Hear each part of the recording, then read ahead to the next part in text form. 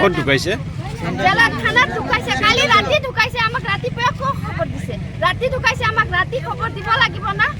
আমি 3 দিন 4 দিন ক'ত ঘৰত ক'ত গৈ আছো, থানাত আহিছো। আমাক এটা ন্যায় থাকিব লাগিব, আমাৰ দাদাৰ কাৰণে ন্যায় লাগিব।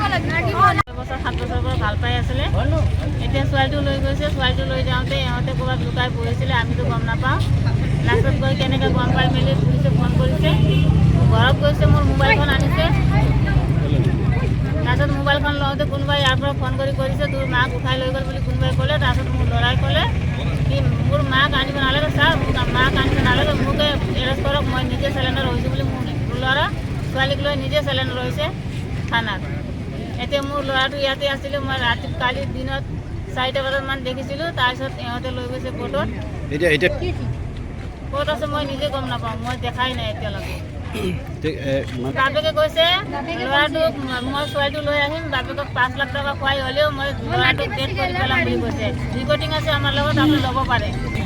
আমি এটা দিবলৈ আহিছোঁ, আমি আমাৰ ল'ৰাটো ঢুকাইছে বুলি আমি গম পোৱা নাই নহয়। মোৰ দাদাই পুলিচে ধৰি লৈছে ওদালগুৰি থানাত যেতিয়ালৈকে আছিলি তেতিয়ালৈকে একদম ভাল আছিল। ওদালগুৰিৰ পৰা ইয়াতে অহা লগে লগে যে ইয়াৰ মাইণ্ডটো কাম কৰা নাই, মানুহজনী কাকো চিনি নাপায়।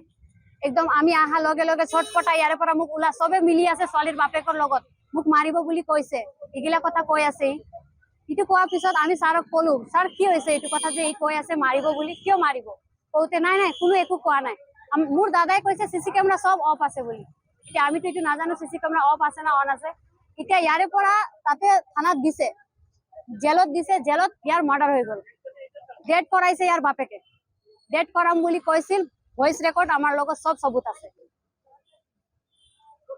আজি ডেড বডি যেতিয়া আমি দেখিলোঁ GMCত, এই ল'ৰাটোৰ চেষ্টত দাগ আছে আৰু ডিঙিত দাগ আছে আৰু হাতত ইমান প্ৰেছ কৰা পুৰা দাগ আছে। আমি নিজে দেখি আহিছোঁ মাৰা এইবিলাক পুৰা দাগ পাইছোঁ আমি।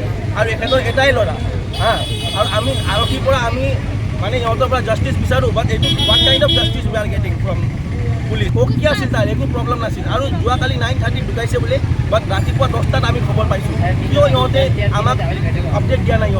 ইহঁতে আমাৰ চেণ্ট্ৰেল জেলৰ মানুহে কৈছিলে আমাক। ক'ত ঢুকাইছে? এইটো ইহঁতেতো কৈছে GMCত ঢুকাইছে, বাট আমি নামানো। আমাৰ মতে ইহঁতে ল'ৰাটো ঢুকাইছে ইয়াতে আপোনাৰ এই চেণ্ট্ৰেল জেলতে ঢুকাইছে।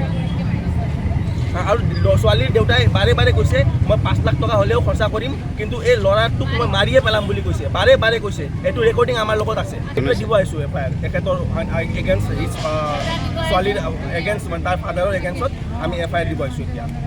আৰু এতিয়া মৃতদেহটো ক'ত আছে? মৃতদেহ ইয়াতে আমি আনিছোঁ। এতিয়া ক'লৈ নিয়া হ'ব মৃতদেহটো? এইটো ঘৰলৈ লৈ যাম। যিকোনো খবৰৰ বাবে যোগাযোগ কৰক 7099017330 লগতে 7099017110 নম্বৰত।